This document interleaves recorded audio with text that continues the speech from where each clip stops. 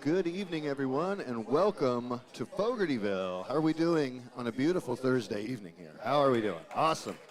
Awesome. Very glad to see you here. We are glad that you chose to spend your evening here with us at Sarasota's finest listening room. How many of you, this is your first time with us before? Welcome. Extra special welcome to you.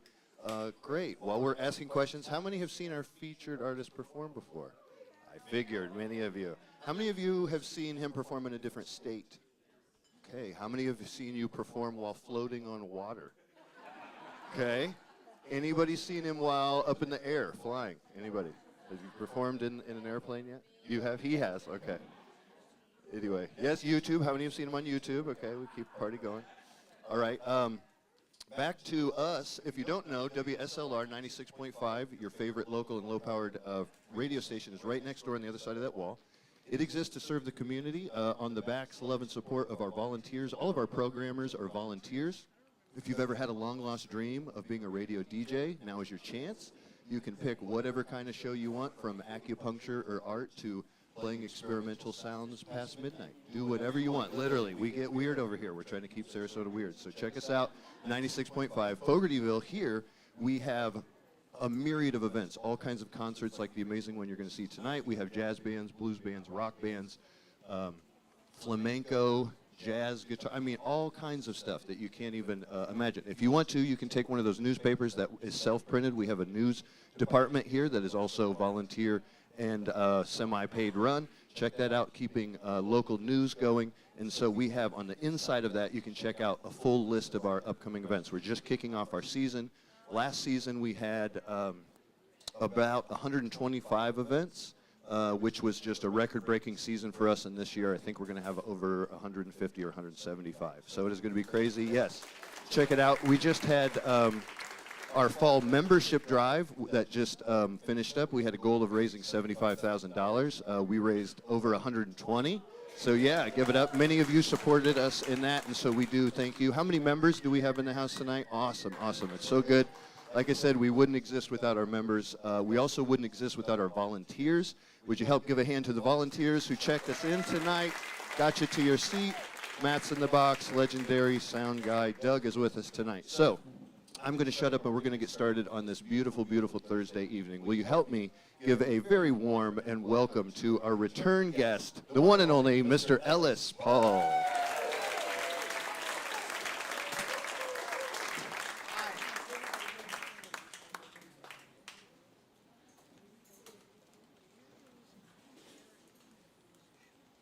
I was thinking about what I like most about Florida. And I figured out what I like least about Florida. That was the traffic around Tampa. And I sat in a parking lot for about an hour on the highway. But I looked at the sky just 5 minutes ago. And the thing I love most about Florida is just the sky. The fact that you have these just beautiful, oddly billowy clouds just drifting across the horizon, and it's absolutely gorgeous, and I'm so happy to be here. Thank you for coming out on a Thursday. I know a lot of you are employed. Actually, none of you are employed. You're all here from somewhere else, retired, your feet up on a desk. I'm just happy to be out of the car. It was one of those days. Oh my God.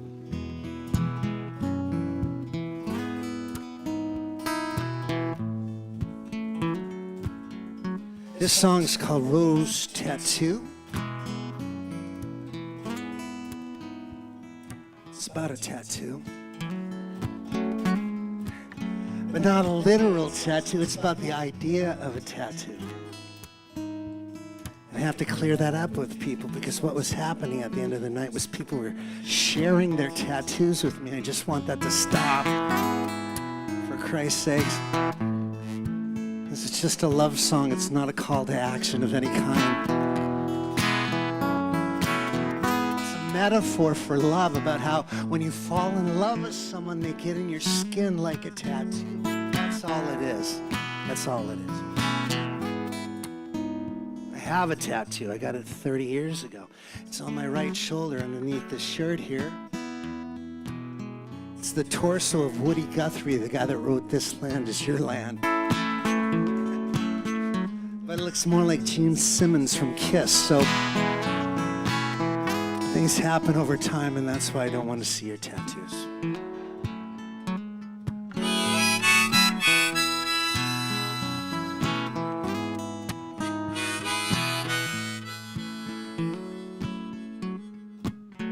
I got laid off, it's Monday. Calling to tell you, you don't sit with me well. I feel like I failed you. You say we got each other, and that's plenty enough. And I know that's true. But we got one kid coming, one still in diapers. It's a rainy drive home.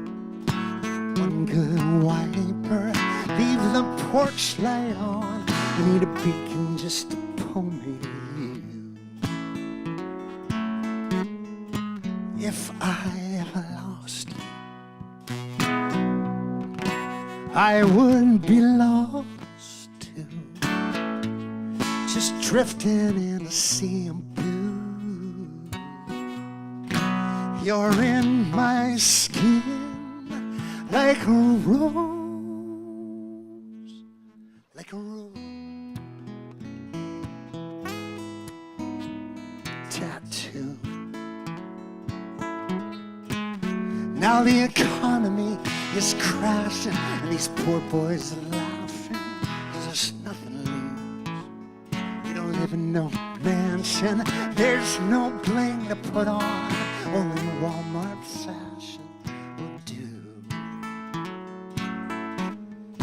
Inside the house the baby's screaming, the pasta's steaming. I look through the windows, it feels like I'm dreaming. You pull the door open, say, Daddy, when you're coming home. If I ever lost you, I'd be lost too, just drifting in a sea of blue. You're in my skin like a rose, like a rose. Tattoo. And you say, well, fine, for the best case scenario. And then you pour Van Morrison on the stereo. Well, sure, there's trouble in the boardrooms, trouble in the factories, trouble in the islands out there. We've got love in these patterns, love is what matters, and baby, you got your back. I've got your back. Got your back. I've got your back.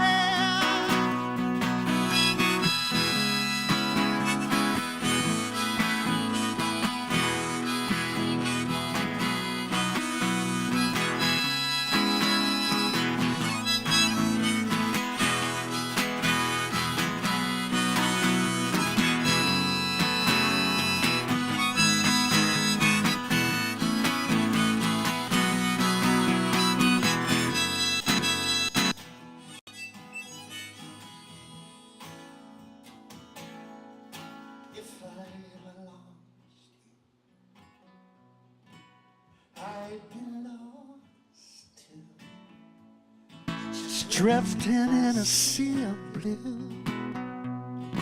You're in my skin like a rose, like a rose.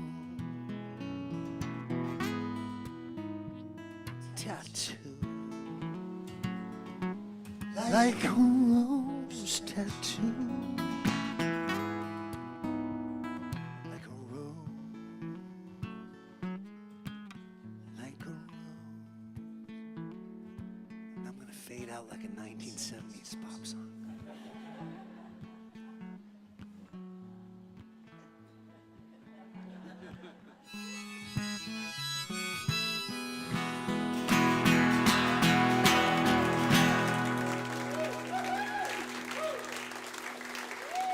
You remember the 70s?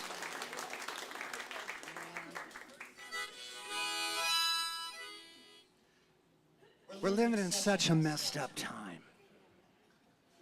I know a lot of you are thinking I could either fight it or I could just coast out. What do I do? This song is, it's one of my favorite songs. I didn't write it, but I recorded it 20 years ago. It's by a guy named Mark Corelli, who's a wonderful songwriter up in Massachusetts. Yeah, I'll tell him. Is that his mom? Is she up there?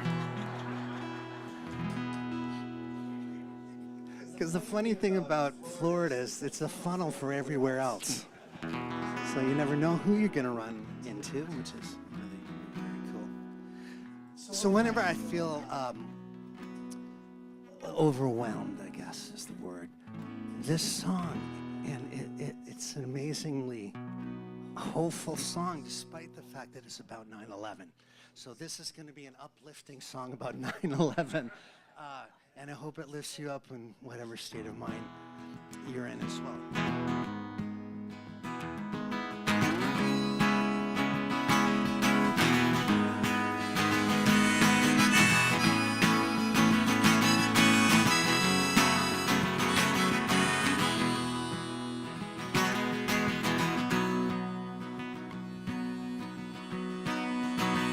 I read the paper, I watch the news. Seems there's only pain and suffering, ain't much that I can do. And it's so senseless, I feel defenseless, so small. I lock my windows, bolt my doors. But if I don't feel safe enough to speak my mind anymore, then what's the use? There's nothing left to lose, no further to fall. So I'm gonna love, I'm gonna believe, I'm gonna dream, I'm gonna roll up my sleeve, singing everything until there's nothing left to give. That's the only way I know how to live. It was a nightmare, no tongue could tell how the streets of New York City look just like the gates of hell. In a flash, the smoke and ash came pouring down like rain. Well, they circled wagons, they gathered around, they bravely pulled their brothers and their sisters from the crowd. And I know that I owe them nowhere, and I'll be afraid. So I'm gonna love, gonna believe, gonna dream. My slaves give everything until there's nothing left to give. That's the only way I know how to live.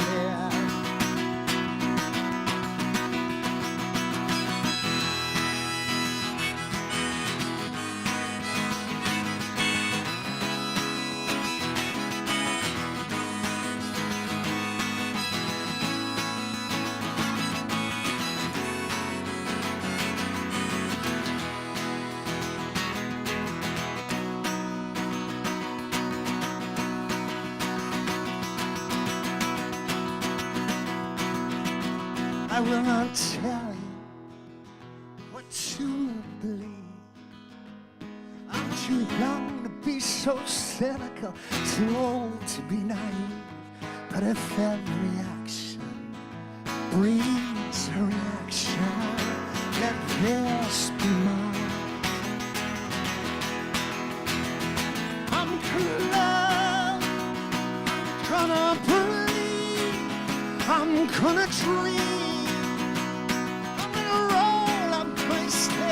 Singing everything until there's nothing left to give. That's the only way I know how to live. I'm gonna love, gonna believe, gonna dream. I'm gonna roll up my sleeves and give everything until there's nothing left to give. That's the only way I know how to live.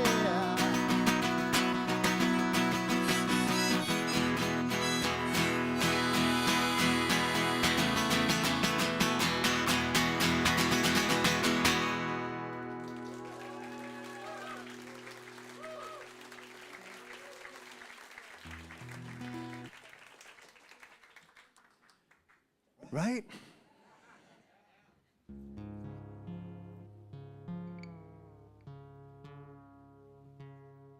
This song is it's not a sing-along. It's more of a call and response song. And it's based on the life of Johnny Cash. It's called Kick Out the Lights. There was a night, it was in the 1960s, where Johnny Cash stepped on stage at the Grand Ole Opry with every form of poison you could put in a bloodstream that wouldn't kill you. And he got up on stage there, and everyone in the house immediately knew that he was on something, or everything. And they started to heckle him. And Johnny got upset at them and started to heckle back, and they went back and forth. And then in a fit of rage, he destroyed the stage, the Grand Ole Opry, by kicking 57 stage lights out of the front of the stage. With the mic, with his legs, with his feet, with his cowboy boots. And they kicked him out of the Grand Ole Opry for life, forever. Based on that one night. In the 70s, he got a variety show. Some of you might remember that. In fact, all of you might remember that.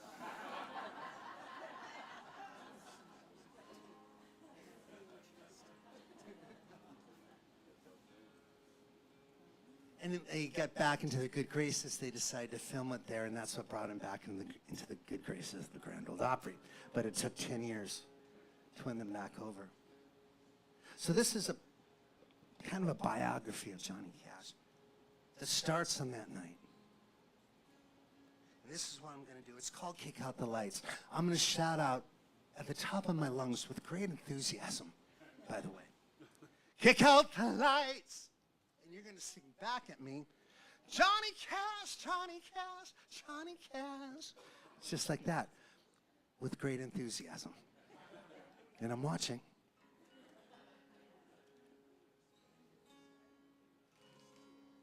Let's see how you do. Let's give it a dry run. And here's to cheers. Thank you. On a Thursday, I know a lot of you. I know a lot of you drove. I hope one of you is sober.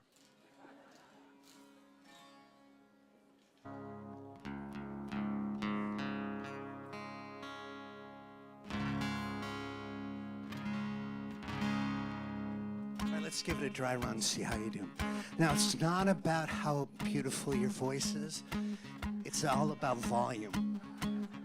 And you know you're doing your job if the person you came with is slightly embarrassing.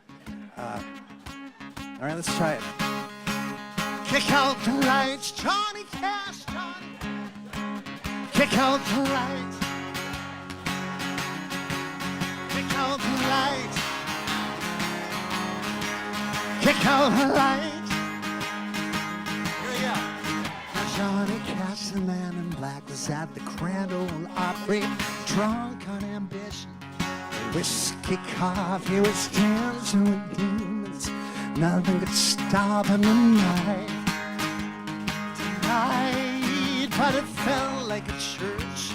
He said a little prayer, ran to the stage, taking 2 and 3 stairs. He could heckle old Johnny, he wouldn't care, 'cause tonight he's gonna kick out the lights, kick out the lights. Kick out the lights.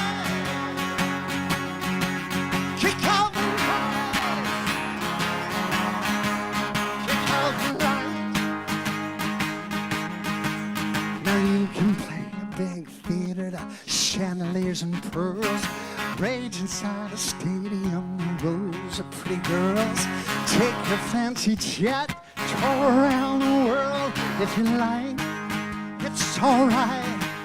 Or you can play Folsom Prison to the robbers, the crooks, to 300 killers giving back dirty looks.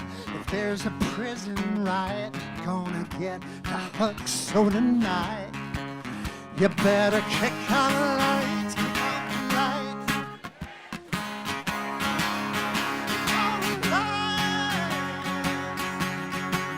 Kick out the lights. Kick out the lights. Oh, oh, oh, hey. Play on, Johnny, till the last note's gone. Rage on, Johnny, till the last note's gone.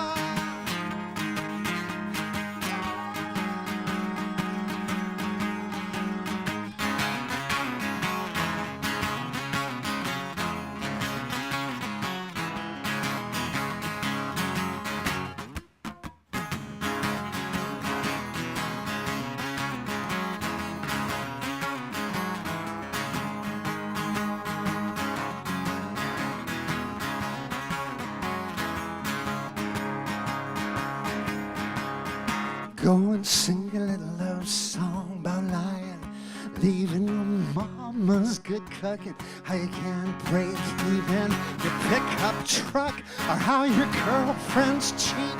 It's alright if you lie, or you can sing a ring of fire and how God cut you down, about cocaine freight trains Sunday morning coming down.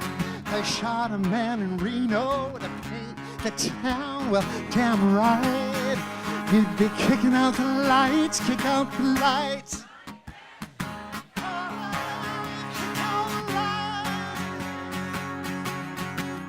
Kick out the lights. Kick out the lights.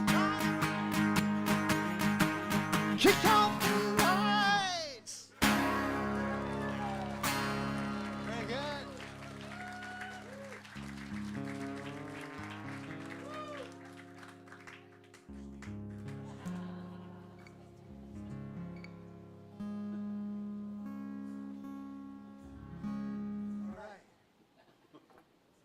Come to you for one song here.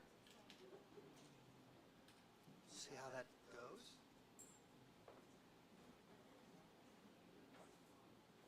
I'm gonna do this Acapulco. Can you hear me all right? Yes. Even in the back there? Yes. Even in the back over there? Johnny Cash. I'm gonna come in. I'm gonna come right in the middle. Do this.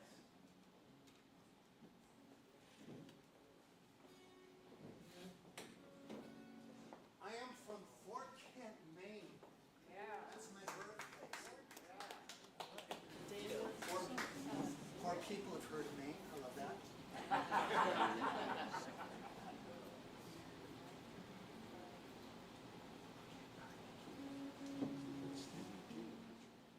This song is about California. It's about Big Sur. This is going to be awkward for you. That's it. Okay. I'll give you space. And all of you. Sorry about that. But you can, I know for sure you can hear me. Fort Kent is where I was born, but if I was going to wish for a town where I was born, it would be Big Sur, California. Raise your hand if you've been there. Oh, wow, quite a lot of you. That's a huge percentage. So you know how wonderful it is there, right? And for the rest of you, this song will save you about $4,000. My first time in Big Sur, I was 26 years old. I was playing at a place called the Henry Miller Library. It's there in the middle of the town, surrounded by redwoods, but I couldn't see a damn one. It was so foggy that night, you couldn't see your hand if you put it out in front of you. The kind of fog that when you walk through it, it left a tunnel in the shape of your body behind you. Now I played the gig. It was just a tiny little 50-seater, and it went great. And I couldn't wait to spend the next day in California looking around. And the guy that ran the place, his name's Magnus, he said, "You got a place to stay tonight?" And I said, "I do not. It's $400, $500 a night to stay in Big Sur. So I got to go back towards San Francisco if I want to sleep." He said, "Well, listen, I'm a caretaker for this magnificent property up on the ridge, and they're gone for the weekend. They offered the place to you. If you want a place to stay for free, it's yours. You just follow me up to the ridge." I said, "That would be fantastic, right?" Living was easy. So there I was, following. I don't know if you've ever been on that Big Sur highway. It's like this, and then there's a 1,000-foot drop to the ocean. A lot of people lose their lives on that highway. I didn't want it to be me, but we were traveling through fog. I was following his little beady taillights, and after about 5 or 10 miles, I thought, he's going to harvest my kidneys. I know something's not right about this guy. And then we took a left suddenly after 10 miles, and we started winding our way up the ridge on this dirt road, and it was dust and dirt and fog and gray, and then an occasional redwood would come flying past us. And there was another 5 miles up through that, and I was like, "Oh Lord, what is this? Is going to be a horror show." And then we broke out of it. We finally broke to the top of the ridge. We were above the fog line, and it was the most beautiful thing I'd ever seen in my life. Not a speck of competing light. The kind of Milky Way where you can see the milk. And it wasn't skim milk, it was the whole homogenized. It was absolutely beautiful. And I went to the edge of the ridge, thinking I was going to look down at the Pacific Ocean, be inspired. And I got over there, and there was a full moon just above what was supposed to be the ocean, but it was the top of the fog, completely illuminated in white, like God had taken a cotton sheet and just thrown it over the entire Pacific. It was spectacular.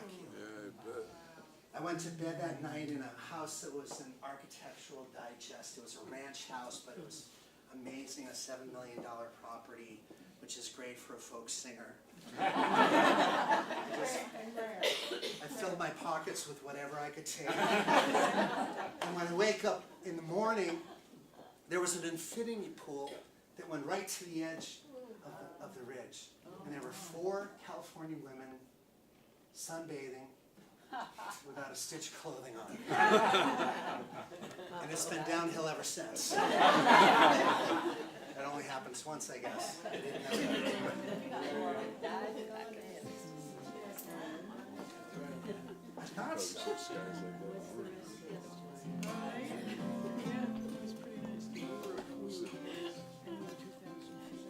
I want to thank WSLR as well for doing this show right.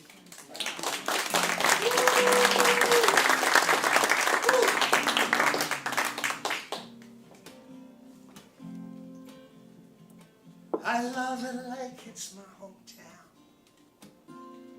but I was born here. Was never a quarterback, last chance, Hail Mary trying to get out of here. But if I ever lay roots down, this is my sacred ground. It's 1 mile straight shot, 2 by the blacktop, dirt through the redwoods, out to the last block. Come see the gold. Oh, in California, it's like God's own painting. I'll be there waiting for you. Take a jet plane, dirt road, wagon wheel, westbound train. It's waiting for you. Come see the gold. California. Can you sing that with me? In California. Gotta hold it out longer. California. Louder. In California.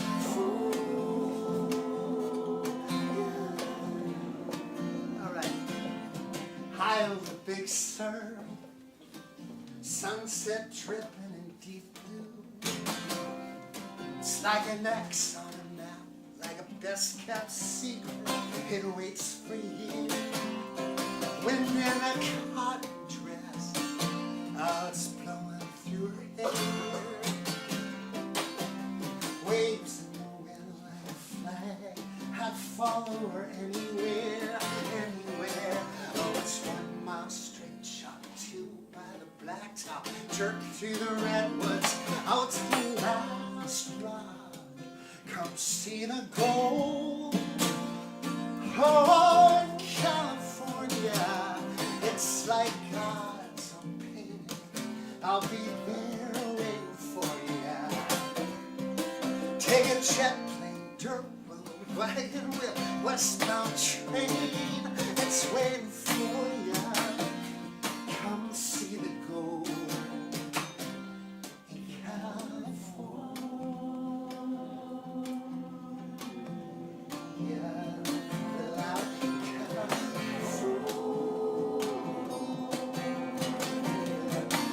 Louder.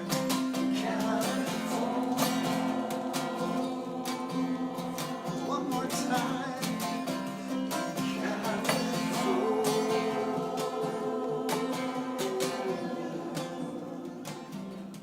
High over Big Sur, I already sang that verse.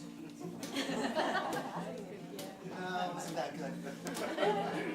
Hollywood hippies, acting all trippy, riding Route 1, sitting out quake. East Coast schemers, Rust Belt dreamers, headed west, boy, for that axle breaks. It's 1 mile straight shot, 2 by the blacktop, jerk through the redwoods, out to the last rock. Come see the gold. Oh, in California, it's like God's painting. I'll be there waiting for you. Take a jet plane, dirt road, wagon wheel, westbound train. It's waiting for you. Come see the gold in California. You can do it, make the note in California.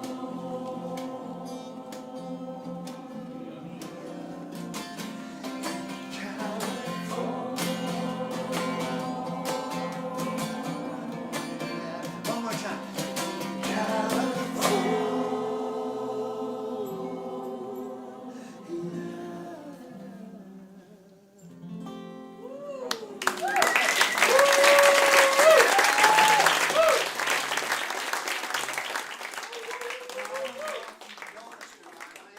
I'm playing a guitar in an open D tuning. This is what a D chord would sound like. I'll put it down here so it's actually official. This is a D chord. So the guitar is already tuned to that D chord. It's D-A-D, D-A-D, F sharp, A-D. That's the tuning. It's like my high school report card. D-A-D. And every single song tonight so far, I've ended on the most optimistic of all chords, because I want you to feel better by being here. Even though some of the songs are going to be sad as hell. I'm ending them all on a D ninth chord. This is a D chord straight. And this is the most optimistic chord known to man. It's a D ninth. Makes you think there's something coming that's going to be positive, right? Isn't that funny? How that ninth chord works. This is the flat one, D straight, and it's a happy chord because it's a major chord. That one has optimism attached to it. It needs a resolution. Yes, don't we all? I'm going to play you my newest song here. Just wrote it. I got a phone call from a place up in Sarasota Springs, one of the oldest running folk clubs in North America. It's called Cafe Alina. It's the Fogartyville of Sarasota Springs. And they were doing this very cool night of music at a theater with about 1,500 people, celebrating the nonprofits in the city of Sarasota Springs. The kind of place places that are having their funding stripped as we speak by the current administration for budget cuts or whatever. So why me? Why were they calling me? They wanted me to write a song about someone who had gone through those nonprofits and who had benefited from them so they could celebrate them on the night of music as a fundraiser. It was going to be a big deal. All the big wigs in Sarasota Springs were going to be there. So the night went like this. They would introduce the artist and the guy that the song was about, and then the nonprofit. We all went on stage together. Nonprofit introduced themselves, talked a little bit about their programs, and then for about 15 to 20 minutes, the person gave a TED Talk on the struggles in their life and how that nonprofit made them turn their life over. And then I did a song. That's how it worked. The guy that I got was named Troy Huggard. Remarkable guy. He was a Navy veteran of the Gulf War back in the 90s, and he had 2 traumatic brain injuries. They finally let him go. He moved here to Florida, and his life slowly started to fall apart. He had PTSD. He had a pretty bad case of it. And on the very night where he had thought he was going to take his life, he looked in the mirror, and he saw how disheveled he looked. He looked like he was a homeless person, and he said to himself, if you're going to do this, you got to get cleaned up. So he went to a barber shop somewhere here in Florida, and he heard a conversation between the barber and the guy in the chair. The guy in the chair said that a therapeutic horse farm in Saratoga Springs had saved his life and helped him deal with PTSD in a way that he was able to turn himself around. He just happened upon this thing at the barber shop. And so Troy called that place right there on the spot, and they got him up to Saratoga Springs, and the place saved his life, literally saved his life. By putting him in a ring with a horse, 1,500 pounds or so, a retired racehorse, in a room smaller, in a pen smaller than this room. I don't know the logistics of how that turns people around, but I know that trust is the thing that happens that people with PTSD, they don't trust anything. They don't trust people, they don't trust commitments, they don't trust promises. Neither do horses. And neither do horses who are race horses. This is as close as you can get to an animal that just wants to run wild. So I'm going to sing you the song I wrote about Troy. He did his bit on stage. I was sitting on a stool like that, and he was right there telling a story. I was crying, laughing, crying. Very, very funny guy. And if you want to see his story, it's on YouTube. They film the whole night. All you have to do is go to YouTube, put Ellis Paul and the name Troy, and it will bring you right to that performance. So this is his story. I was just a Navy kid. That's what my whole family did. I was 18, packing up for boot camp, Desert Storm. But nobody ever warned me about all the trouble I'd see, taking fire on the Arabian Sea with no place to dock, a coffin for a locker, taking fire from stern to key, on a ship made of American steel. It got dark. Back home they told me I had PTSD. They used the alphabet when describing me. I said, goodbye, world. I'm gonna set myself free. And the gun went from my hand to my mouth. You see, my whole world had headed south. Then I saw my reflection. It said to me, hey, you gonna do this tonight? Go get your hair cut, put on your navy whites, officer and gentleman style. Set the scene just right. So I stumbled down to the barber shop, and there I overheard the barber talking. The guy in the chair said a horse had been his salvation. And the barber said, what could a horse do? What could a horse undo? How's a pony gonna carry you through something every psychologist has failed to do? What could a horse do? What could a horse do?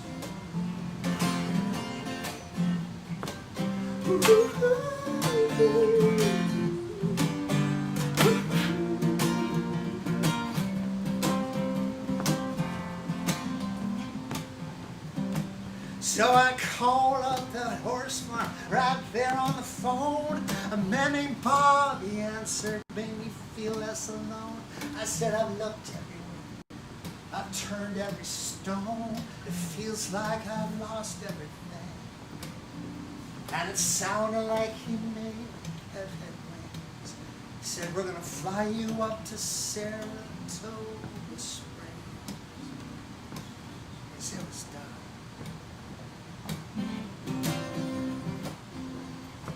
What could a horse do? What could a horse undo? How's a pony gonna carry me through something every psychologist has failed to do? What could a horse do? What could a horse do?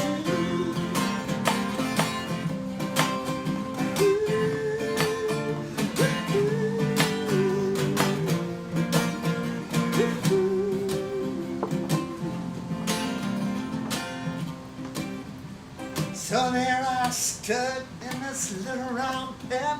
They let a 1,500-pound horse ride in. His name was Whiskey, more of a soldier than I'd ever been. But he was scared and I was holding him tight.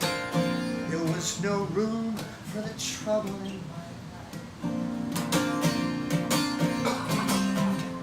And in that rain with Whiskey and me, our hearts, they beat in some kind of synchronicity, and I trusted him, and he came to trust me.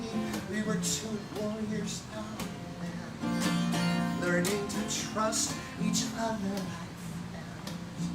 They were starting alone, and there was light, light. What could a horse do? What could a horse undo? How's a pony gonna carry me through something every psychologist has failed? What could a horse do? What could a horse do?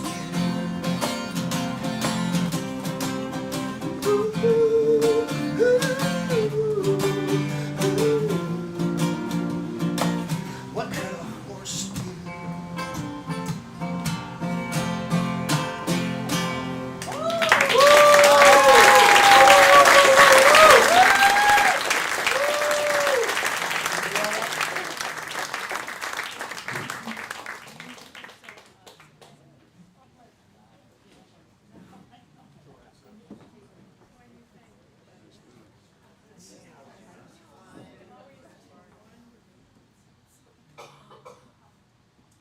I'm going to do one more song. We'll take a little break.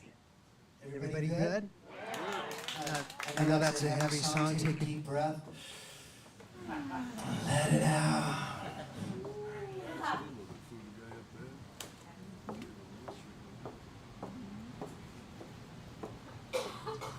This year is the first year that both my kids are in college at the same time.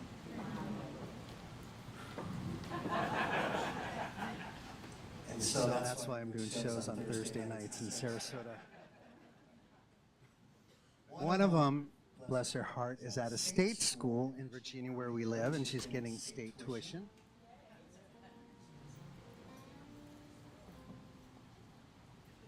The other one is at art school in Savannah at the Savannah College of Art and Design. And she's my expensive child. But I'm thrilled for her. I'm so thrilled for her.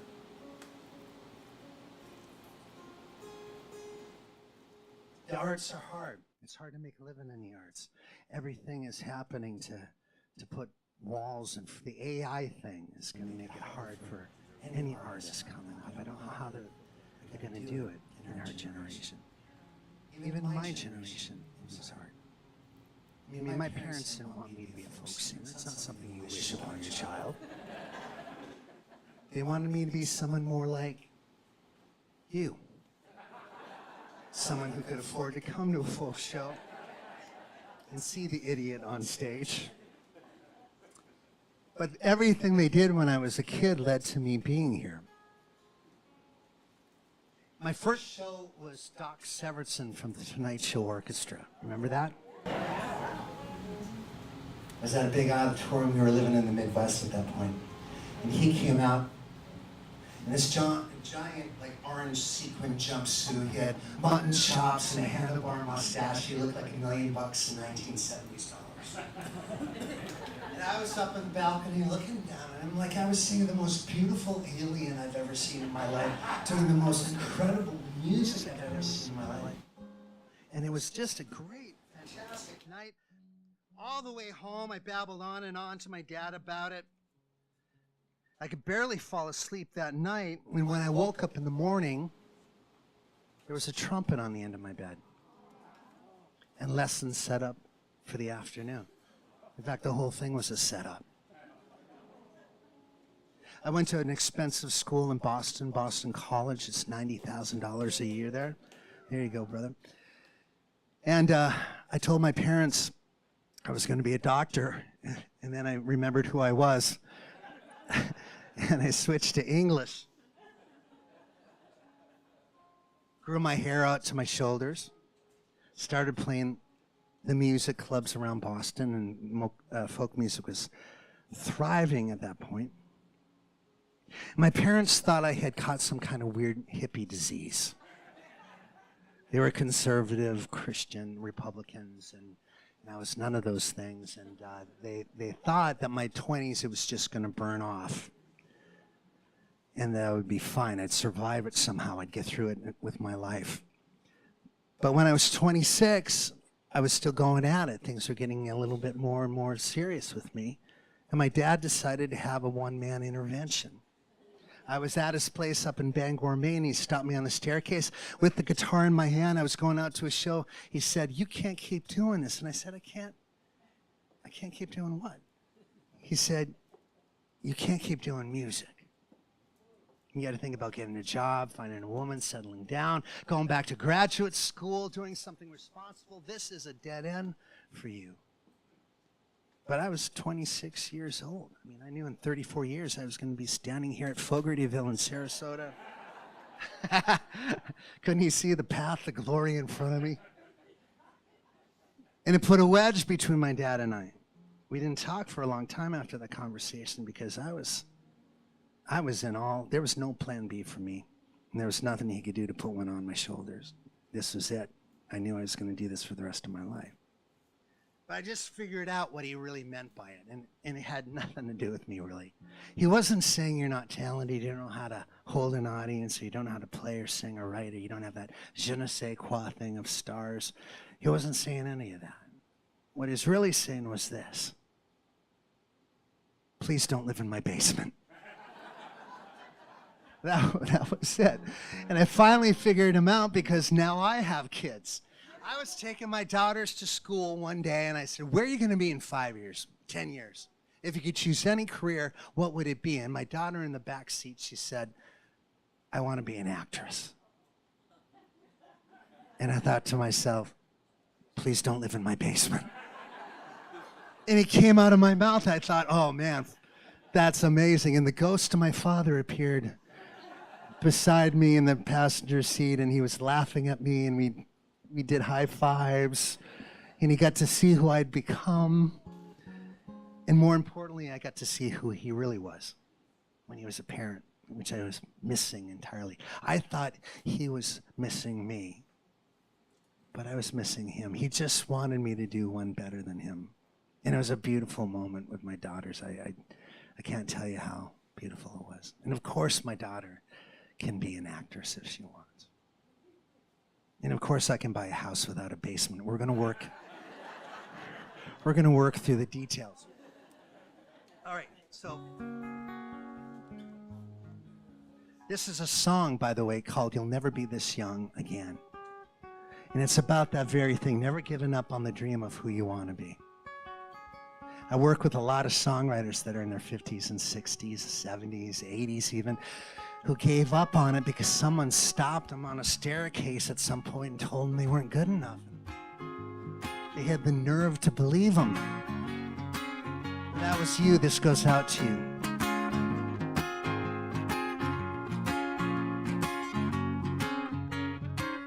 I met a walking man, his life fit in his pockets. His thumb was in midair. On a road in Millinocket, a 6-string guitar, his girlfriend's locket, going my way, my way. Now for a dream he left the mills, left the bricks, left the mortar. I told him I could take him to the Massachusetts border.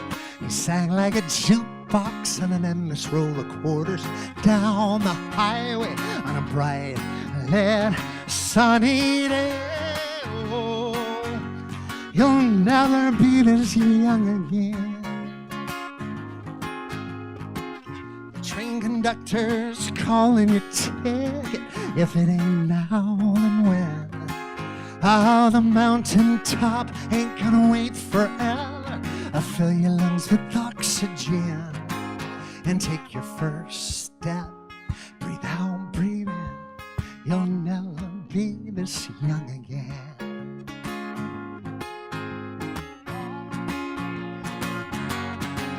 An old friend said, Ellis, I've been living in a cubicle, making cold calls, popping pharmaceuticals. I thought my whole life would read more like a musical. So write your own West Side Story. Shake off the shackles, buy a tackle box, a boat, a cabin on Sebago to think, to float when the typewriter's clacking, the novel gets wrote.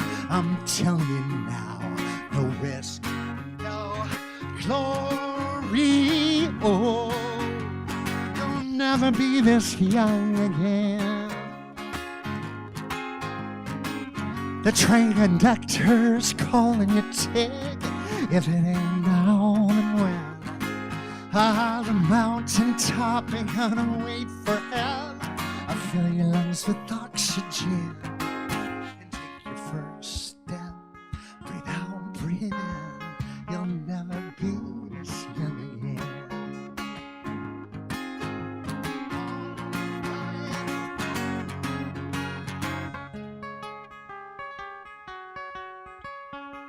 You only get so many heartbeats. You only get so many first kisses, so sweet. Dreams don't come easy, they don't come cheap. Don't let the haters kick them out of you.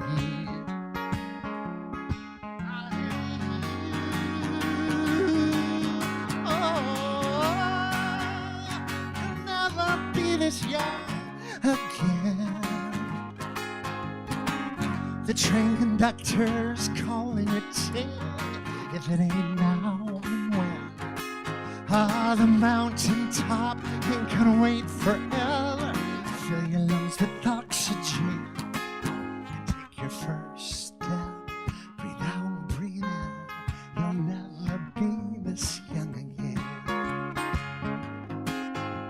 All right, you'll never be this young again. Oh, yeah, again.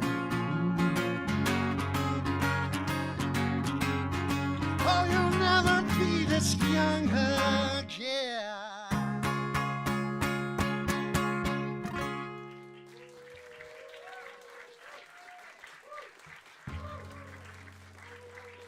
Thank you so much. Before I let you go, I just want to let you know what's at the merchandise table. First of all, there's this. This is a CD. It's a popular form of listening to music in the 1990s. This one opens horizontally like this. There's no backlighting to mess with your circadian rhythms. Every single copy has a book you can put at your bedside in the bathroom. It's got illustrated versions of the songs, hand-drawn, not by any AI substitute. All the lyrics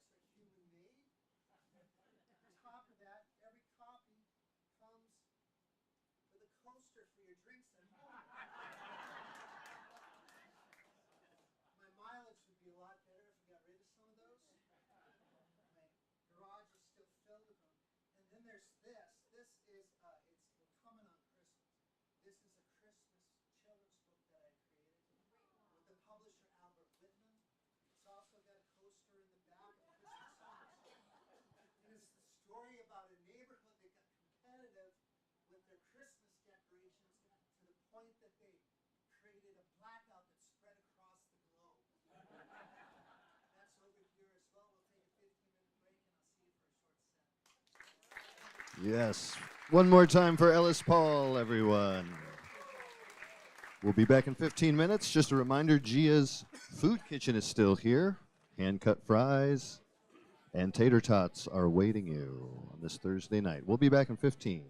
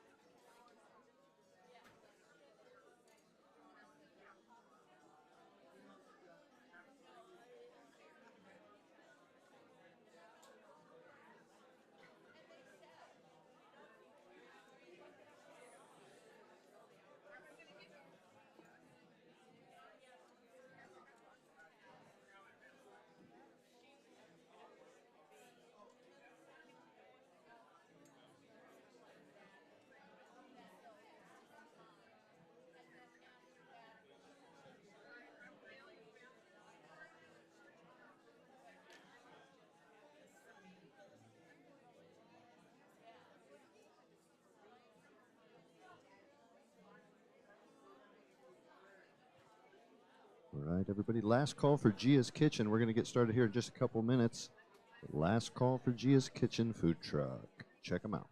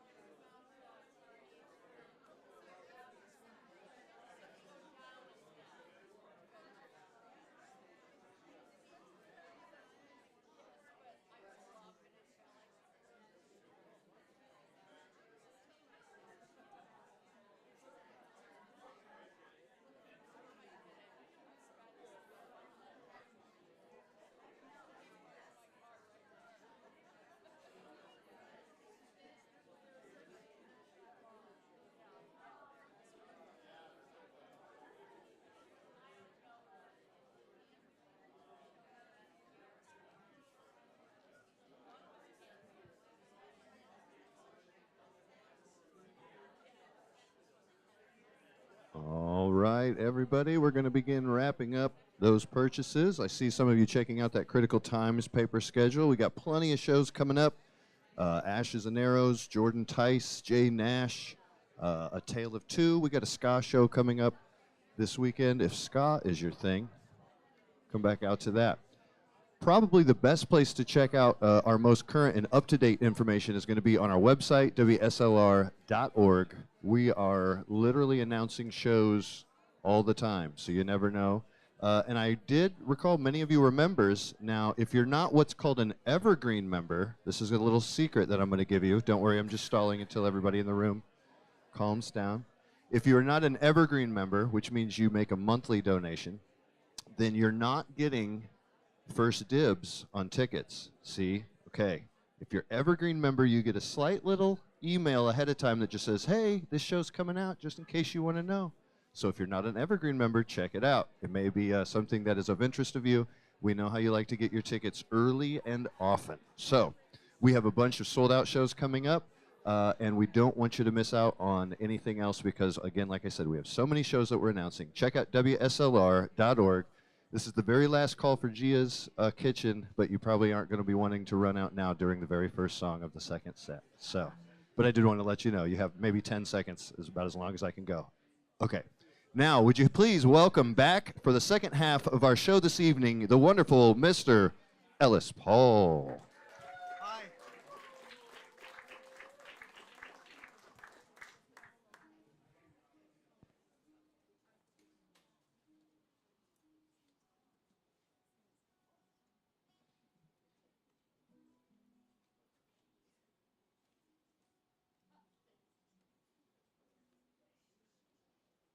Everybody's from everywhere here.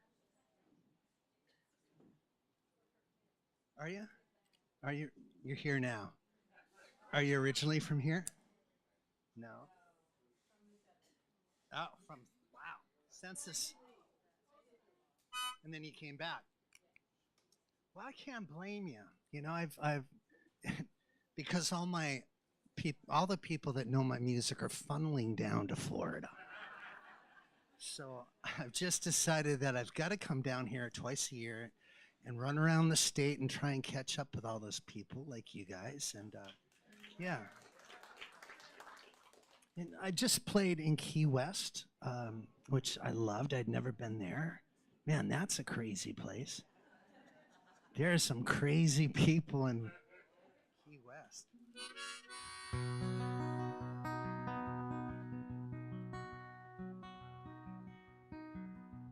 We have such a hard time getting along with people that aren't like us.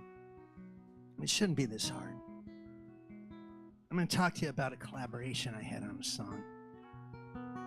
I woke up on an Easter and I thought, what would I do if I was in his shoes or his sandals? What would I do? And I'm not a religious person. I have a lot of references to religion in my songs, but I'm not a religious person. But I thought to myself, what I would do is I would say, you clean this up. I can't. I'm going back. And I laughed like you did, and I thought, well, maybe that would be a funny song, like a John Prine song, you know, a little ironic. And I thought a guy named Jamie Kent. So he's an Americana writer in Nashville and a friend of mine. So I wrote 30 verses on an email, and I sent it to Jamie Kent. No music, no explanation even, just 30 verses. And I was laughing the whole time. It was like... And I sent it to him, and he never wrote back. And then I was driving into Nashville. I was playing the Bluebird Cafe, which is the Fogartyville of Nashville, Tennessee. And my phone rang on the seat next to me. I pick it up. It's Jamie Kent. And he says, Ellis, I see you're coming in town. I want to finish that song together. And I thought, man, I thought I had offended you because I hadn't heard back. And he said, well, we can fix the offensive parts. So we met at a hotel and we wrote this song together. Two people with different ideas, different religious beliefs, different cultures. And it ended up being one of the most, in my mind, the most beautiful songs I've ever written. And isn't that how it goes? You know, with co-writing a song together. A song can turn on a dime. We have two different people, two different personalities. That's why Lennon and McCartney were so great. McCartney was an optimist. We can work it out. We can work it out. Lennon wasn't. Life is very short and there's no... A song could turn on a dime. And if they can figure it out, can't we all? This is called Ain't No Jesus.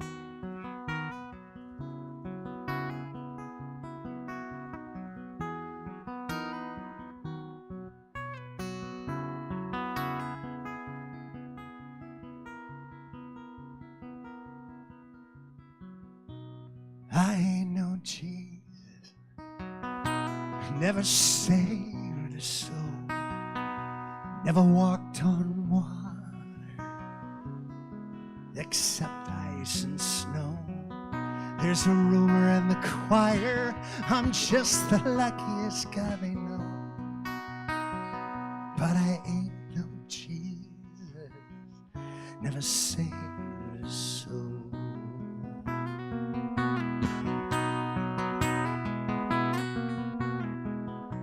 I ain't no Buddha.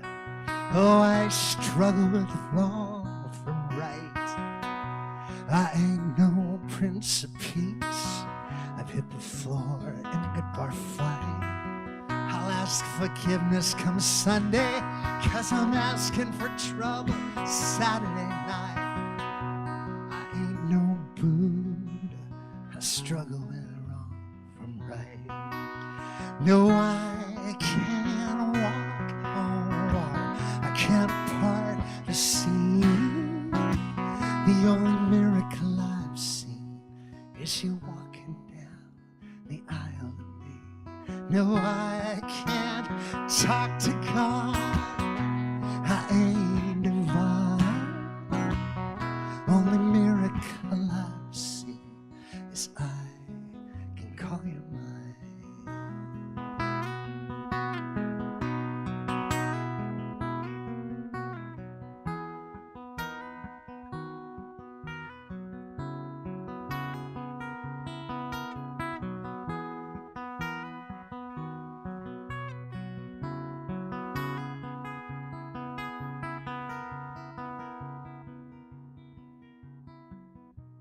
I ain't no savior. Ain't got no words. How do you preach to the masses when you can't even talk to the girl? Well, you get a little courage from holy wine, but then your speech gets slurred. I ain't no savior. I ain't got the words. No, I can't walk on water. I can't part the sea. The only miracle I've seen is you walking down the aisle of me. No, I can't talk to God. I ain't divine. Only miracle I've seen is I can call you mine. The only miracle that I've seen is I can call you mine, all mine. I can call you mine, all mine.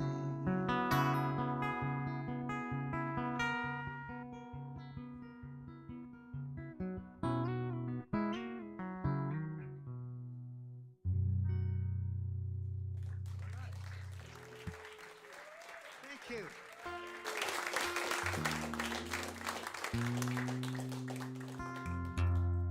Tomorrow is Halloween.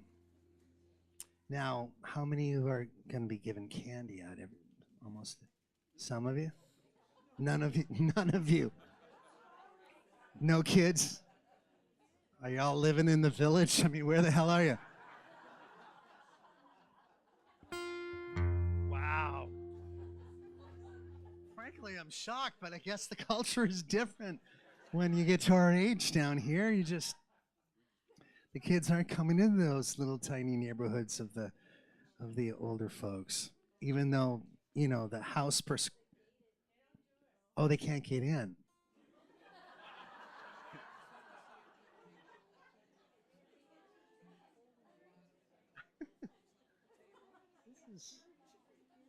I'm learning a lot. I mean, I just turned 60 this year, and it's messing with my head. There's just no denying it anymore, right? It doesn't. Oh, okay. Thank you. What? Oh my Lord, you look fantastic. You look hot. 81 years old. Wow. How do you do it? What's the secret?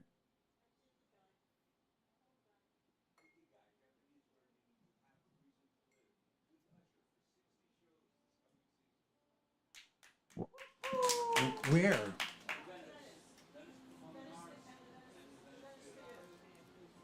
What's it called? Gigi? Ikigai.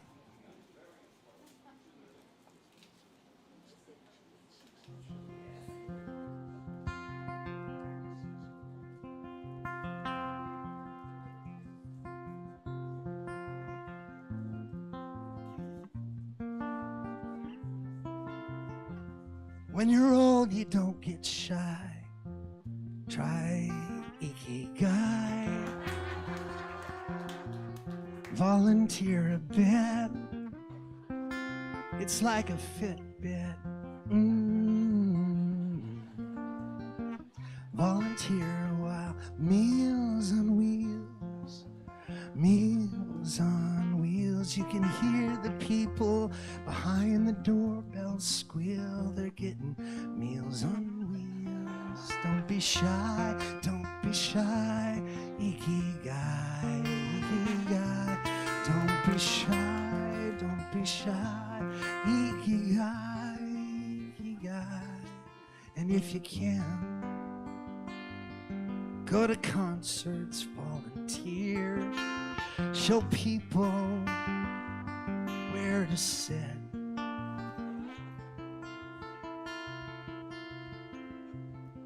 You'll live a little bit longer. Ikigai, Ikigai, and live a little bit longer.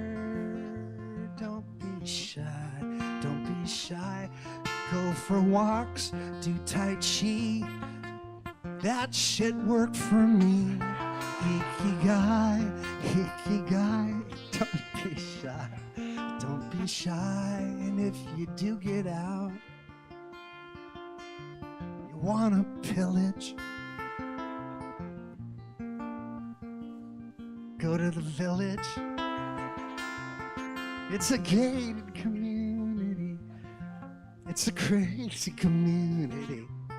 People in golf carts,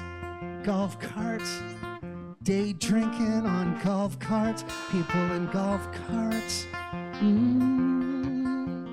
Those people aren't shy. What the hell happens over there? Is anyone here from the village? They wouldn't announce it anyway at this one. Don't be shy, don't be shy, Ikigai. Oh, you will fly.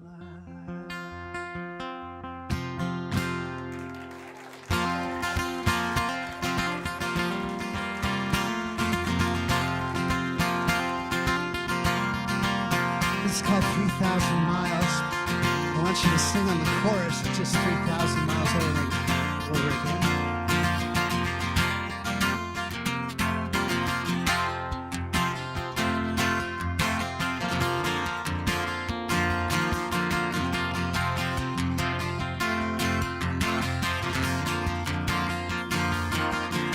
My name is Robert Wilson. I'm from Eau Claire, Wisconsin. I've been living in our suitcase now for 14 days. I walked the boulevard in Hollywood. I caught a Vegas show. There was no good, not a dancer there who starred in a Broadway play. But it's a lonely world from this gray house. Oh, believe me, I've been here 14 days.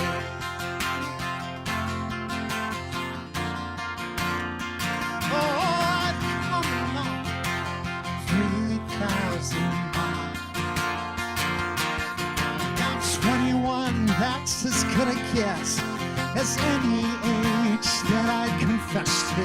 Let's just say I'm old enough to get away.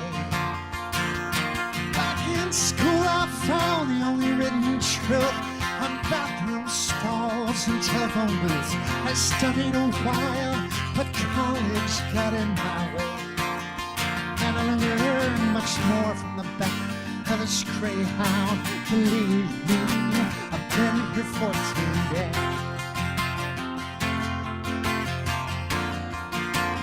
Oh, I come along.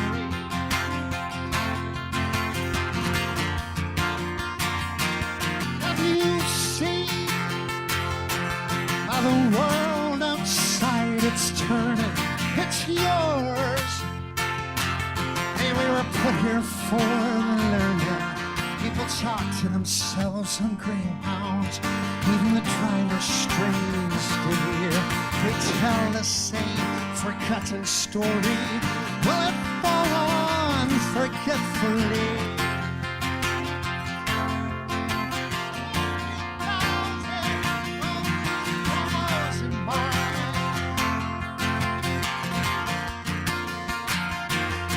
Down in Houston, on comes a woman with 2 kids and a bottle of booze. She cracked them both like match heads whenever they ventured too close to her fuse. I saw with a girl from Boston playing cards for cigarettes. I lost her name in the poker game, but her face I'll never forget. You never forget the view of these windows. Believe me, I have been here 14 days. 3,000 miles.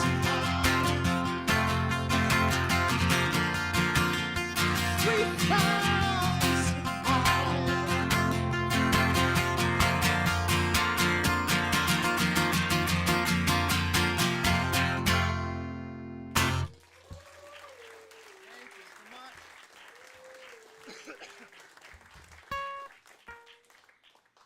When I started out, it was a long time ago. Long time ago. I started playing when I was 20.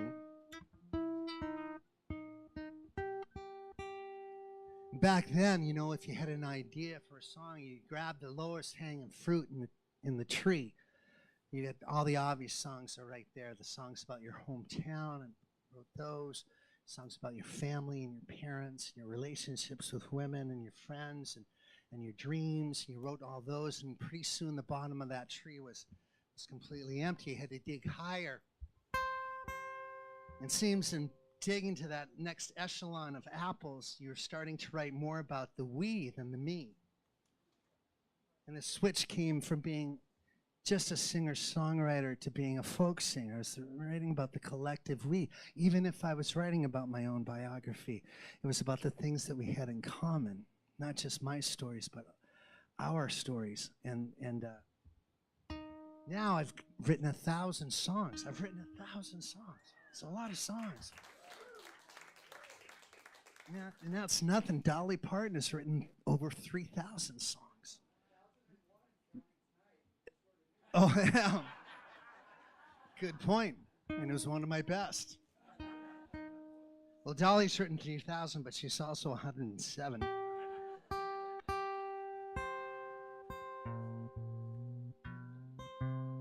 So what I do now in order to find new songs is I ask myself these broad general questions like, what was the most beautiful thing you've ever seen? That kind of question. That created the Big Sur song that I did out in the audience earlier tonight. And then there was a song about what was the moment where you knew you were in love with her?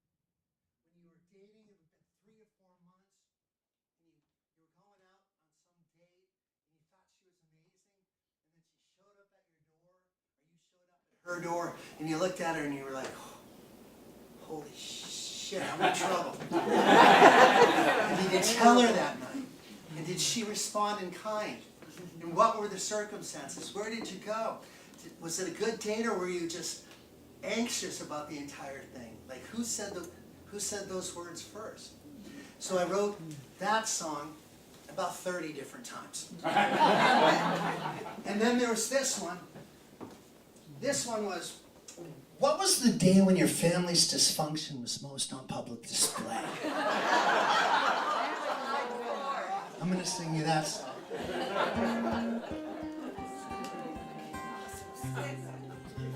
Well, I had a whole album worth of those.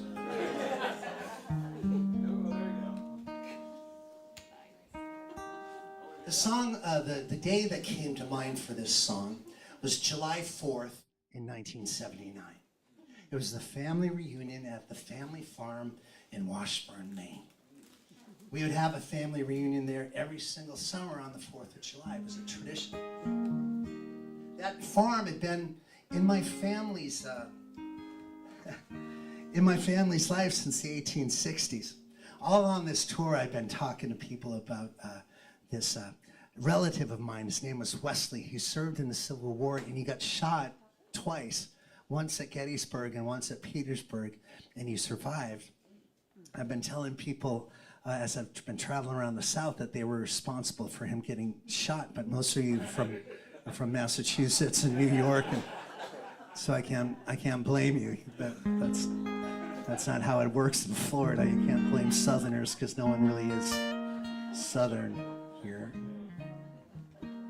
Well, for all of his trouble, he was given 140 acres of farmland in Washburn, Maine. He spent the rest of his life at hard labor, digging up potatoes and eking out a living. My grandfather inherited it in the 1930s.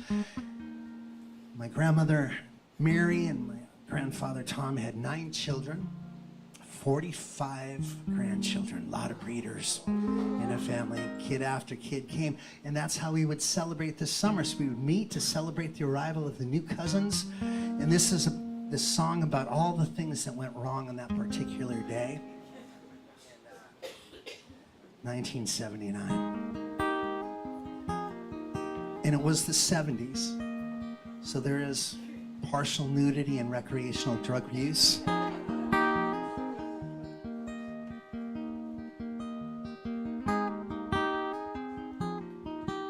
Doug turn that guitar up a little bit. And the monitor.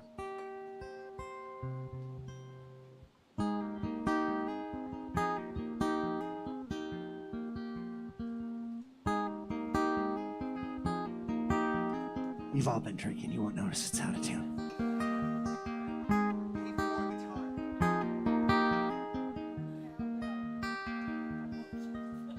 Grandpa's drinking whiskey on the sofa. The sofa's in the middle of a bonfire. Bottle rockets and lawn darts flying. Nobody died, but everyone was trying. It's my family reunion, the summer of '79.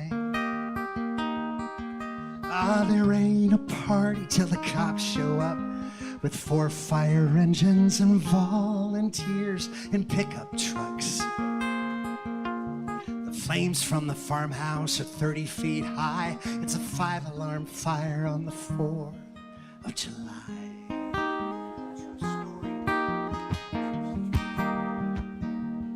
Pails and kettles filled to the brim with wild strawberries. The screen doors cracking from kids running back to the woods. We told Grandma we found Uncle Terry's homegrown pot plants. She said she'd leave them in the will if we are good. There ain't a party till the cops show up with 4 fire engines and bearded men in pickup trucks. Flames from the farmhouse are 40 feet high. It's a 5-alarm fire on the 4th of July.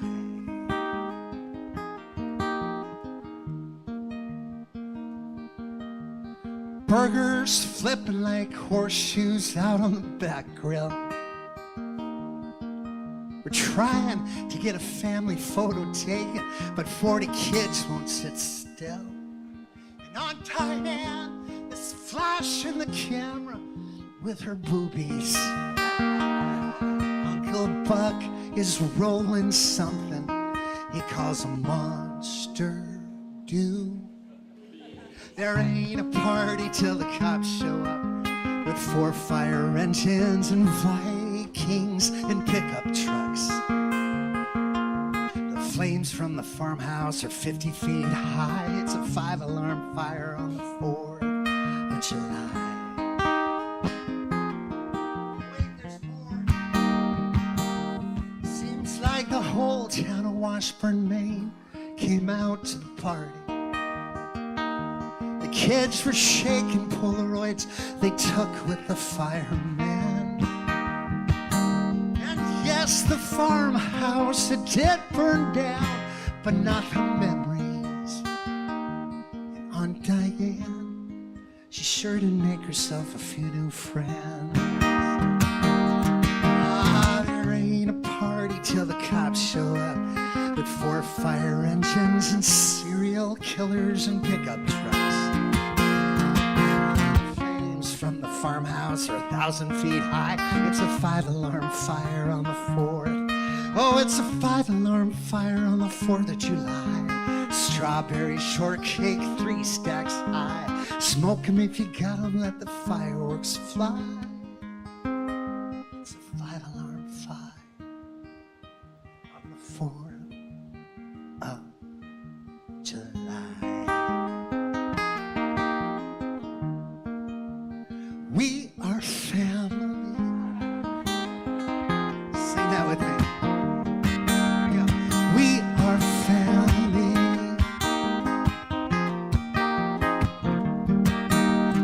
We are family.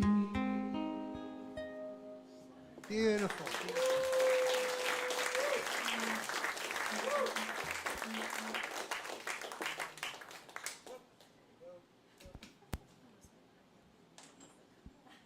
Play a little piano for you. Now, tomorrow is my day off. I have Halloween off. I'm going to stay in Sarasota. and yeah, and hang out a bit here, and I'm gonna go trick or treating just by my. It's gonna be awkward. I'm not even gonna wear a costume. I'm just gonna walk up to people and say, trick our box wine.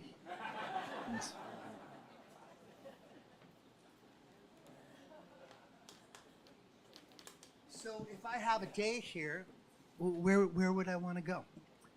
To the beach? The beach is nice.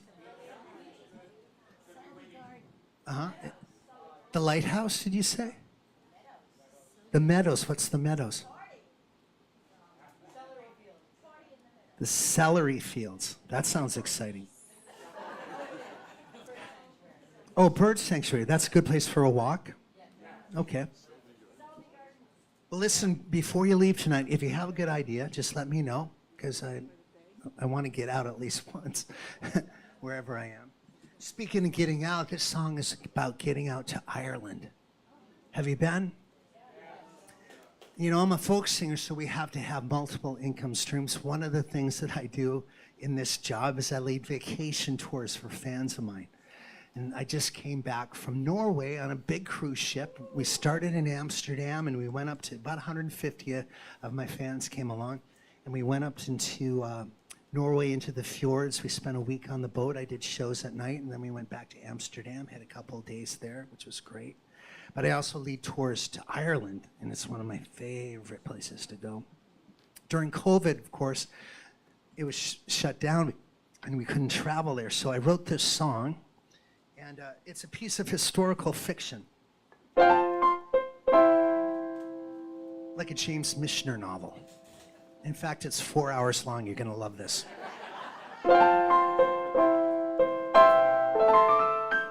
It's about a thing that happened in history that we all know about. But I created this character called Declan McLaren. He's a kid that wants to come to America.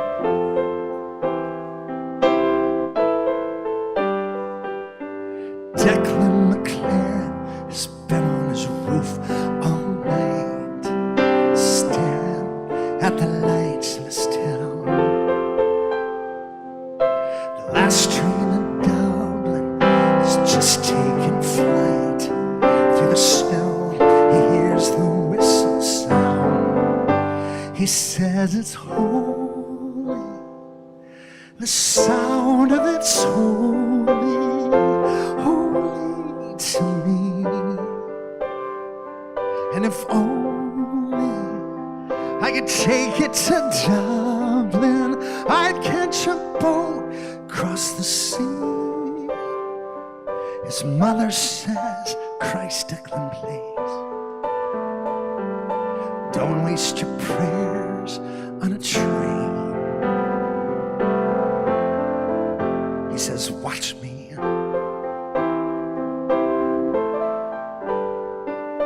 Watch me. Now the roosters are crowing, church bells have spoken.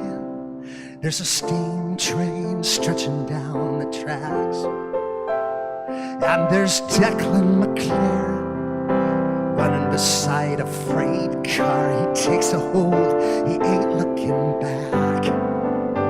He says it's holy, the sound of it's holy, holy to me. And if only I could take it to Dublin, I'd catch a boat, cross the sea. 'Cause Peggy Young is waiting for me. She says, don't risk your life on a tree. He says, watch me.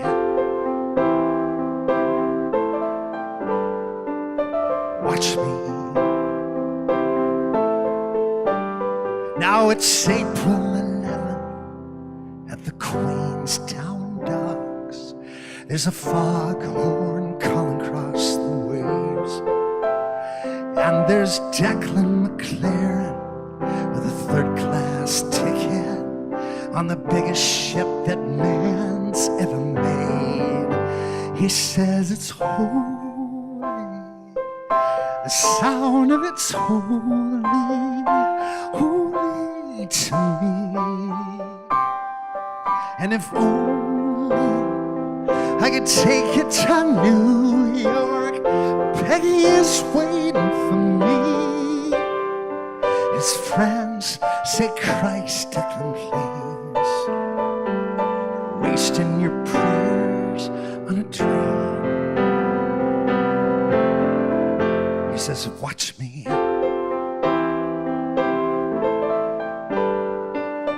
Watch me.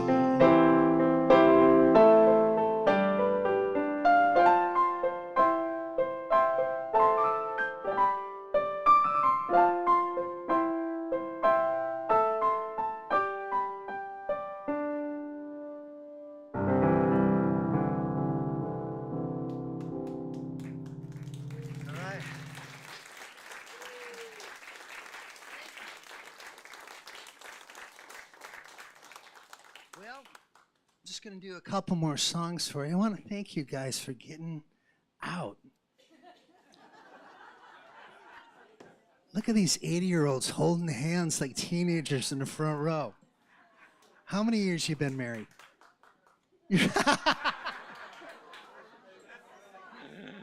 Wow, they're 6 years. That's a beautiful thing to look at. Thank you for being up on the front row, and thank you guys for coming out. Thank you for putting down the doomsday machine that's in our pockets right now for a couple hours and getting away from the bullshit that's on there, you know? Good Lord. I was walking around the block before the show, and I got this something from some PAC, because there's a vote going on in Virginia where I'm living now for governor, and it was just this awful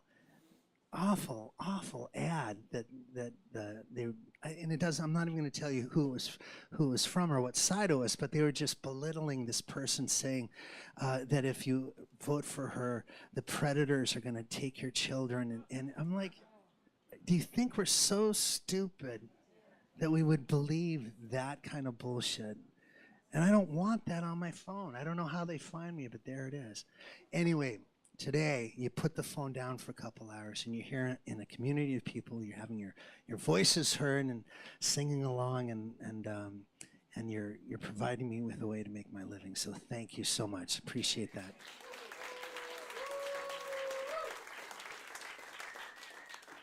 I'll come out to you for these last songs. Give Doug a round of applause, will you? It sounds nice.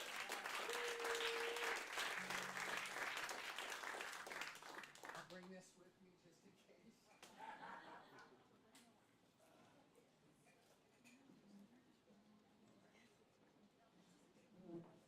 I like this Fogartyville place. I love the fact that SLR is here, spreading the word on the show, so someone like me can come in on a Thursday and there's a crowd here. I played in Opelika, Alabama on Tuesday to 15 people. No, it was the best show. It was the best show I ever did in my life. It was so great. It was like a conversation. People were just talking to me between songs, asking questions, and it doesn't matter. The size of the show doesn't matter to me so much. It's just the thing, having a good time no matter where I am. That's what the year 60 brought to me. It's like, do not waste a day on a bad attitude. That's right. Yeah. Somebody wanted to hear a song called Galileo. Did Galileo Yes, pray? I like that. Where are you? Oh, there you are.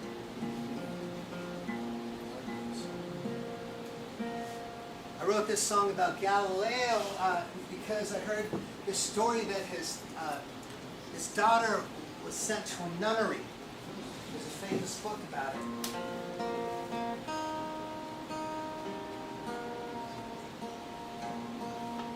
And I recorded this song, and I got this invitation to come to Oklahoma for a show, and I got invited into the Science Library at the University of Oklahoma by this beautiful woman that was a curator. She was like 89 years old and probably not married as well. And she was curating the library, and she invited me for a tour of the library. She walked into the stacks with me, and she pulled out a book. And it was the book that Galileo wrote that got him into all the trouble with the Pope. And it was the reason why he was put under house arrest for the rest of his life. And she had heard about this song, and she wanted to let me see the book. And it was an original copy of the book. And get this, it was Galileo's copy. Oh my God. And when I opened it up, he had written in the margins, for the next edition, he had made corrections for things that he wanted to change in between the editions. That book was worth $5 million or something like that, and I have it on stage somewhere. I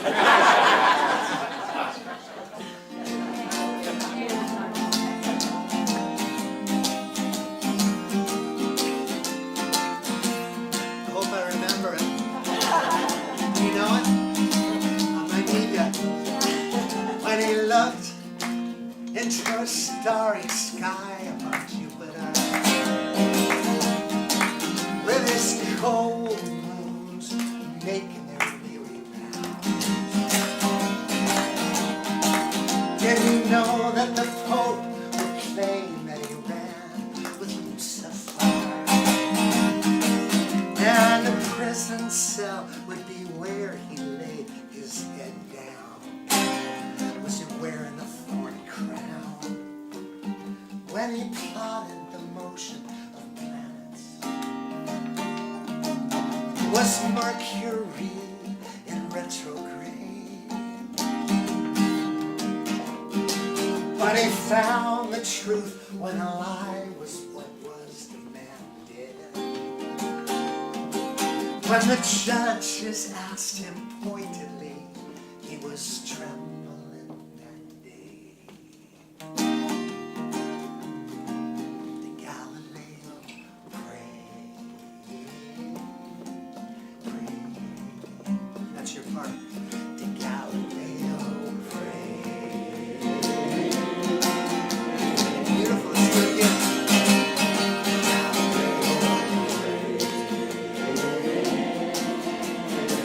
One more time. Galileo prayed.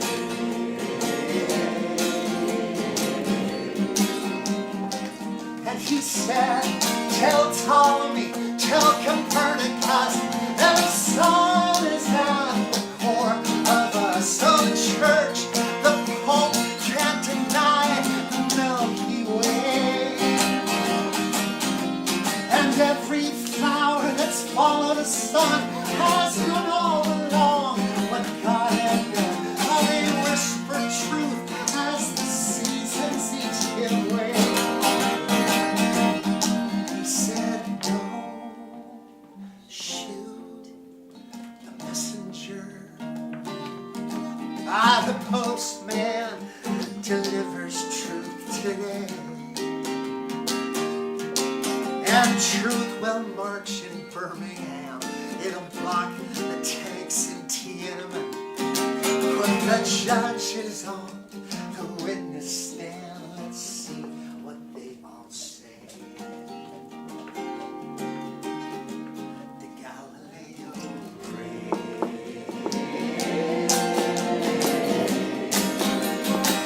The Galileo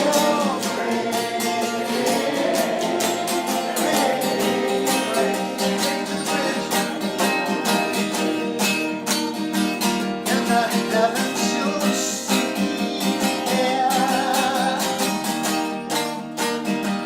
as God had conceived it.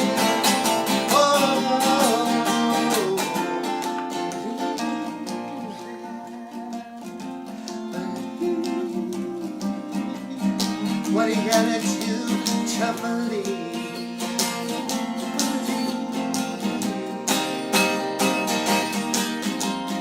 Don't shoot the messenger when the postman delivers truth today. Our truth will march in Birmingham. It'll block the tanks in Tiananmen. the judge is on the witness stand. Let's see what they all say. Galileo,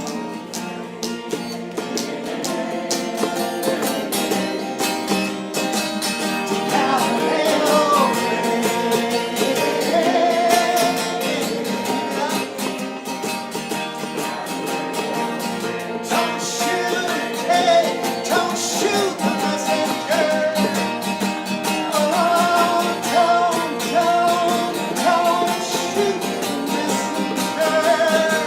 You gotta lay low.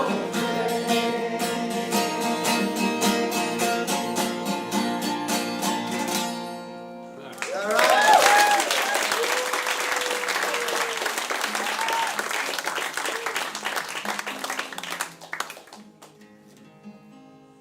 I'm gonna do one more song for you. If I didn't get to the song that you asked me, I'm sorry. Had a lot of requests tonight. I was trying to fulfill them all. There's just too many God songs. I don't want to give him so much credit. We've done a lot of this work ourselves.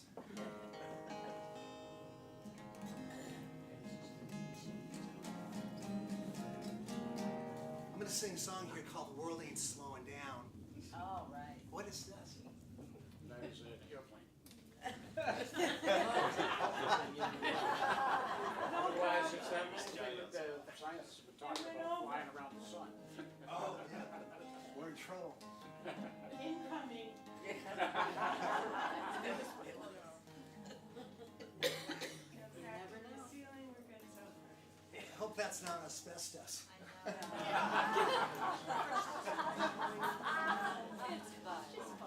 Just foam. It's just foam. It's just foam. Sarasota foam. This song, "The World Ain't Slowing Down," was the theme song to a big Jim Carrey movie that came out about 20 years ago. And it was going to be that thing that my parents were waiting for. I was going to get these royalty checks that had commas in them. I bought a house with this song. The royalty checks were enormous. I was happy myself. I was happy for myself. But I couldn't let my mother see the movie because it was an R-rated comedy. It was the biggest grossing R-rated comedy of its day. It set a record. It was the biggest opening weekend for an R-rated comedy. It set a record also for using the F-bomb with the mother word attached as well. It made Scarface look like a Disney film. So I knew I couldn't let my parents go see it. It would have been a failure. I was trying to win them over with me doing this as a living.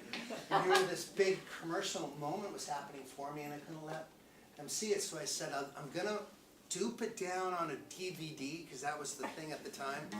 And that way you'll see where it's in. It was in the movie for four separate times, as well as over the end credits. And so I think I had talked them out of it, but my mother rented the church bus. And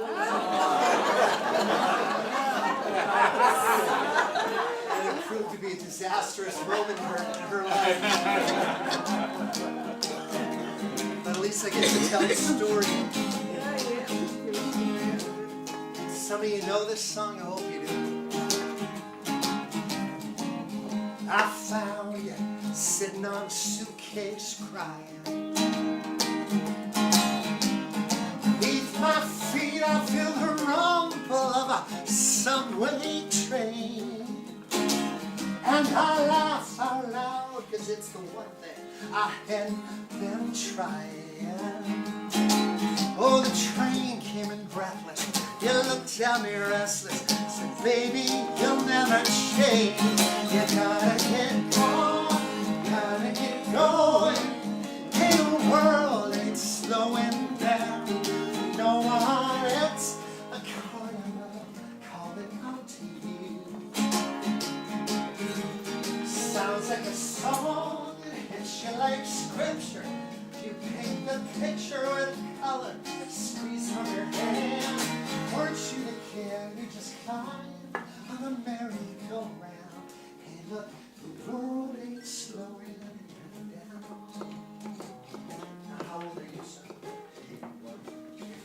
81 years old. Cavorting like teenagers.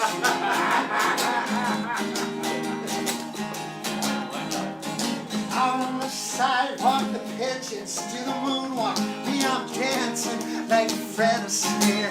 Oh, the lampposts are rocking, whole town's talking like a fool in a barber's chair. And I get the sensation, joy and frustration, like being caught by a tropical ray. Freedom can numb you when there's no place to run. It feels just like no day. You gotta get going, till the world ain't slowing down. No one, it's a carnival calling out to you. It sounds like a song, it's like scripture. You paint the picture, the color squeeze from your hand. Weren't you the kid who just climbed on the merry-go-round? The world ain't slowing down.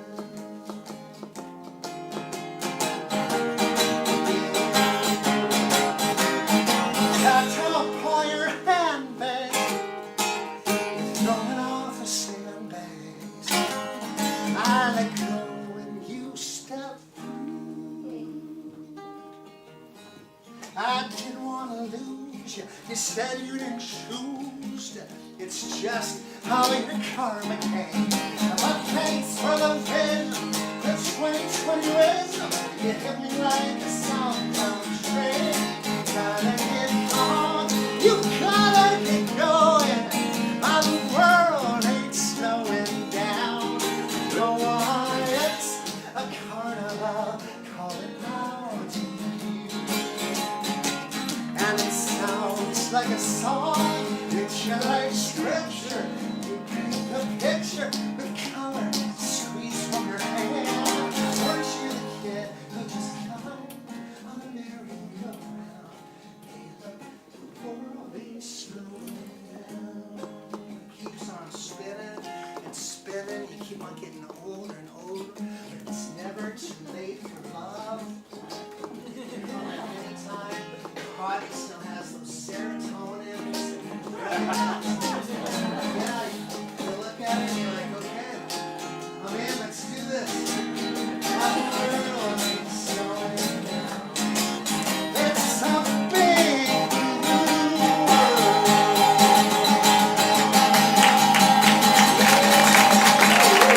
Good night, y'all. Thank you so much.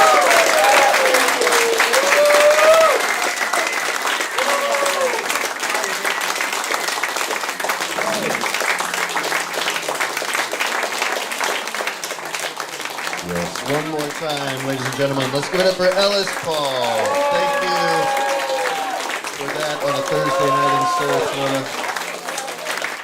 Wonderful. Thank you all for joining us this evening.